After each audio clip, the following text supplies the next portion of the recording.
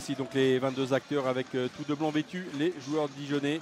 Les joueurs boulonnais sont dans leur maillot traditionnel rayé rouge et noir. Hervé Touré qui change de côté pour alerter Théo Epaï. Très jolie passe. Face à Moko.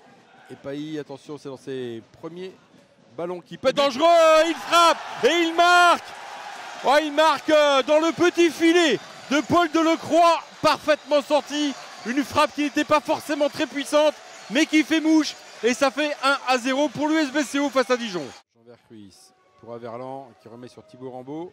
Ah, c'est bien joué en petit périmètre. H-Bouche qui frappe.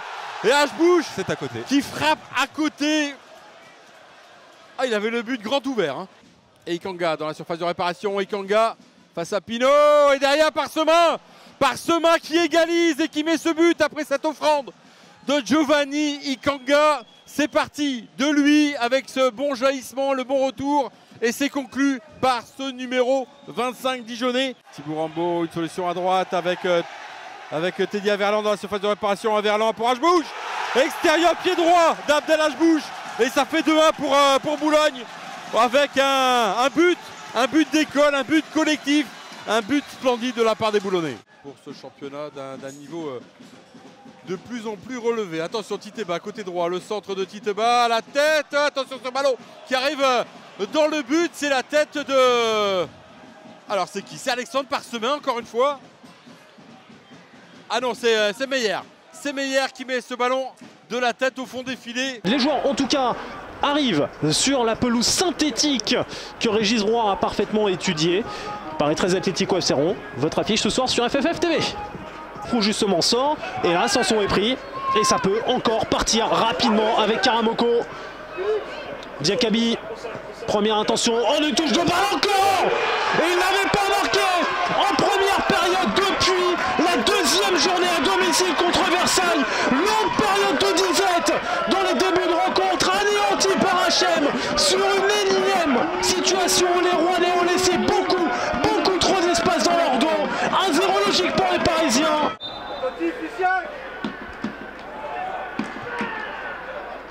Au point de pénalty, la tête sur le poteau d'Ekola Manga. 54e minute. Ils de prédilection. Lyon, Mbok a laissé filer, très bien joué. Oh la frappe repoussée par Germain Salou. Cadré de Bezekami. Enchaîner les bons résultats pour affirmer sa place sur le podium de ce championnat national. Telle sera l'ambition de l'US Orléans qui reçoit ce soir la lanterne rouge Châteauroux. Attention avec la deuxième tentative pour les Orléanais. C'est l'ouverture du score pour Fedel Koumisti. La meilleure gâchette de l'US Orléans qui inscrit ce soir son 8e but face à la Berrichonne de Châteauroux.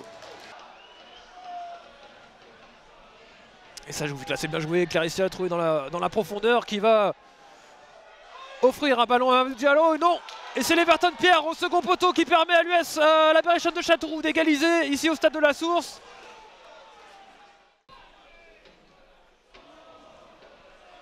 Guillaume Cousse, attention, il va essayer de trouver Fedel Koumisti, la tête croisée de Fedel Koumisti, c'est la barre transversale qui vient sauver la Berrichonne de Châteauroux. Il va la jouer tout seul. Il va trouver Tyrone Tormin, tout seul à gauche, qui va enchaîner du pied gauche. Et ce sera dans le petit filet. Début de Vincent Viau.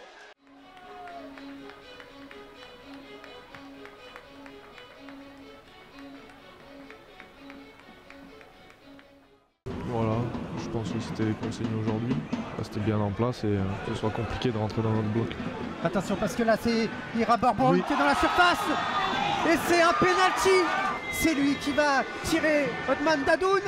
Et c'est l'ouverture du score pour Bourg-en-Bresse par le maître artificier bressan Othman Dadoun. Là il y a du monde dans la surface de réparation de Charlie Jean qui dégage des 2 points. Attention parce qu'il n'est pas dans ses buts. Et il y a un tir, oula, c'est sauvé sur la ligne de la part de Clément Jolibois. Et c'est l'égalisation du côté de Sochaux de la part de Mathieu Pébernès, le capitaine sochalien. Les Sochaliens devant leur public, ayant fait le déplacement, 200 supporters de Sochaux, on le rappelle, eux qui ont aussi fait le déplacement en Coupe de France du côté de Guingamp. Et là c'est un Corner qui est tiré, attention, c'est pas fini avec ce ballon. Oh, cette frappe! Oh, quel arrêt de Charlie Jean! C'est pas terminé! Si! Bienvenue ici au stade Marie-Marvin du Mans pour la 17e journée de ce championnat de national. En tout cas, depuis le début de la rencontre sur le côté droit principalement.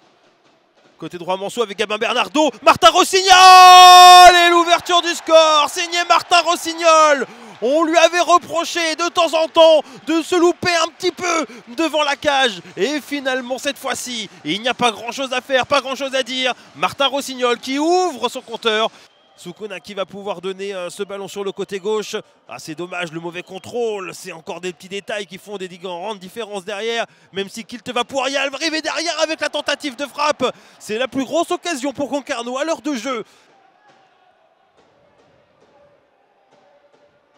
Mais là, c'est pas mal fait, ça encore. Une nouvelle fois avec Burley. Il y aura pénalty. Il y aura pénalty.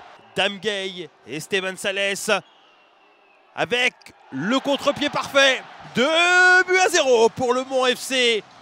Alors qu'il va rester une grosse demi-heure à jouer avec le temps additionnel. Rabillard pour l'un de ses premiers ballons.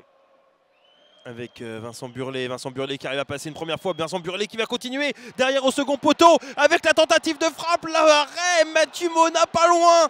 Lui aussi de mettre son nom au tableau d'affichage. Oh, c'est bien fait ça pour Martin Rossignol qui arrive à continuer avec le ballon et qui va pouvoir le donner à Dame Gay. Quelle belle passe Dame Gay derrière avec Adam Moudjani qui va frapper. Imaginez un petit peu, c'est son premier ballon dans le championnat de national, dans son nouveau stade. Et il va les marquer. Adam Moudjani, coaching gagnant, la joie bien évidemment de celui qui redécouvre d'une certaine façon le niveau professionnel. 3-0 pour le Mans FC. Sogat qui essayé de faire quelque chose d'assez... Enfin non, c'était Oudjani qui essayait de faire quelque chose d'un peu difficile. Et attention, est-ce qu'il va y avoir une réduction de l'écart? Et ouais, il va y avoir une réduction de l'écart. Il n'y aura pas de nouveau clean sheet pour le Mans FC avec ce très gros travail effectué sur le côté gauche. Et la réduction de la marque, ça fait 3-1 pour le Mans FC. L'entrée des joueurs, les 22 acteurs de ce match ici au stade Marcel Picot avec les joueurs de Valenciennes en noir et ceux de l'AS Nancy-Lorraine dans leur traditionnelle couleur rouge et blanche. Et ballon de Bourriou pour Bokangou. Bokangou côté droit. Cherche Gomel pour la volée. Super! Quel but de Benjamin Gomel! Goatmel, comme le surnomment les supporters. Magnifique reprise de volée du gauche. 1-0 pour la SNL. Quelle action! Quel service! Benjamin. Avec un beau service à la base, on va le voir sans doute sur le ralenti. Un geste qui a été bien préparé à la fois au niveau du centre et puis de la volée. Expérience à l'intérieur du jeu. L'appel de Sidibé. Ah, c'est dommage, c'est pas terminé avec Sidibé, l'ancien joueur de Villefranche. Et l'arrêt de Mathieu Michel. Et un appel croisé là de la part de Boadès, je crois, ou de Camblan. À la sortie de Sourzac, c'est pénalty. C'est pénalty, une action a priori anodine et qui a de grosses conséquences puisque la sortie de Martin Sourzac qui vient toucher Lucas Boadès. Ouais, j'avais bien vu au départ. Voyez-vous-y, face à Sourzac. Et c'est dedans. Parfait plat du pied. Pied ouvert pour Oyewuzi qui va fêter cette égalisation devant ses supporters. Tout est à refaire pour les Nancéens qui avaient bien entamé cette rencontre. Camblan qui va provoquer, c'est ce qu'on attend de lui. Le feu follet prêté par Brest. Camblan, le pied droit, deuxième poteau. Ouais, ça a failli encore finir dans les cages de Sourzac. Il y avait Bakaï Dibassi qui traînait.